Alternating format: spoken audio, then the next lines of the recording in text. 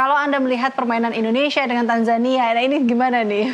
Iya, laga uji coba memang menjadi ajang pemanasan sebenarnya ya untuk timnas Indonesia sebelum menghadapi dua laga penting, menghadapi Irak dan juga Filipina dalam lanjutan kualifikasi Piala Dunia 2026. Tapi kalau kita lihat kekuatan dari Tanzania, sebenarnya kalau untuk menghadapi uji coba, Indonesia memang jangan langsung berhadapan dengan tim yang superior gitu ya. Harus tim yang selevel atau minimal di bawahnya. Ini penting untuk selain menjaga supaya para pemain juga tetap bugar, kemudian juga secara moral ini juga penting ya. Soalnya kalau menghadapi tim yang secara kekuatan di atas Indonesia, kemudian tiba-tiba katakanlah Indonesia kalah, ini akan menjadi sesuatu yang nggak bagus untuk menghadapi pertandingan berikutnya. Ini hanya ajang pemanasan saja sebelum Indonesia menghadapi dua laga penting itu. Tapi akhirnya harusnya menang kalah ini menjadi sebuah penyemangat sebenarnya buat Indonesia ya. Dan ada hal yang memang harus dipelajari kah atau apa dalam pertandingan persahabatan ini menurut Anda, Bung Kesit? Iya, lebih kepada bagaimana pelatih biasanya mengoptimalkan taktik dan strategi, kemudian melihat kondisi para pemain sejauh mana untuk menghadapi laga tanggal 6 dan tanggal 11 ya. Jadi lebih kepada bagaimana melihat performa dari masing-masing pemain. Karena bisa saja pemain yang diharapkan atau masuk dalam plot starting line up misalnya dari Sintayong tiba-tiba tidak optimal dalam uji coba tersebut. Mungkin fisiknya atau mungkin ada cedera, kita nggak tahu ya. Tapi yang jelas bahwa laga uji coba itu akan menjadi ajang bagi pelatih untuk melihat sampai sejauh mana kesiapan tim sebelum menghadapi laga penting. Penting nanti. Tapi kalau tadi kita lihat, Anda katakan di awal bahwa seharusnya kita mungkin bermain dalam levelnya. Mungkin diambil ya atau dipilihnya permainan bersama Tanzania ini yang kita tahu bahwa, koreksi bila saya salah di sini Bung Kesit, ini kan ini adalah kedua kalinya Indonesia melawan Tanzania, di mana sebelumnya kita kalah 3-1.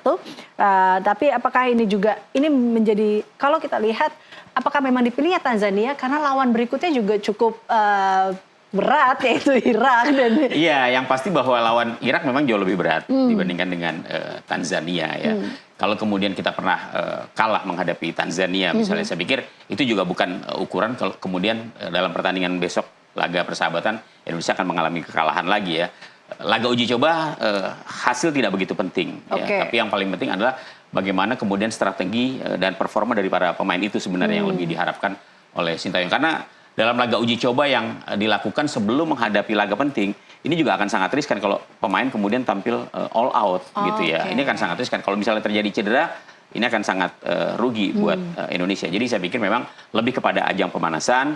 Saya juga tidak melihat bahwa uji coba menghadapi Tanzania itu hasil penting ya. Tapi sebenarnya jauh lebih penting bagaimana kesiapan tim ini sebelum menghadapi laga melawan Irak. Oke, kalau kita lihat ngomong tim, ya, ini kita lihat tim pemain-pemain atau ada daftar 22 pemain yang dipanggil oleh Sintayong untuk permainan laga kualifikasi Piala Dunia nanti. Kita akan lihat di sini.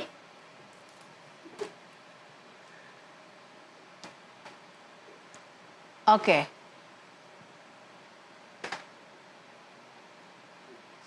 Kita lihat daftar pemainnya, dikatakan ada 22 pemain yang dipanggil Sintayong 22 pemain untuk Juni nanti. Iya. 12 pemain lokal, 10 pemain diaspora ya. Dari tim yang akan disiapkan menghadapi Irak. Tapi kalau kita lihat dengan ada beberapa nama-nama yang memang ini sudah. Iya. Di penjaga gawang Adi Satrio, memang hanya 22 pemain ya. Ini terbilang minimalis ya, bagi Sintayong karena biasanya dia memanggil pemain itu lebih dari 22 ya, bisa 26 sampai 28 pemain. Tapi kalau kita lihat dari susunan atau pemain-pemain yang dipanggil oleh Sintayong, memang ini pemain-pemain utama Indonesia ya. Ada Jordi Amat, kemudian juga Hafner kembali dipanggil, Rizky Ridho, Ferrari dan juga Jet Izes. Tidak ada nama Elkan Baget di sana yang memang tampaknya dia masih belum siap untuk tampil bersama timnas Indonesia.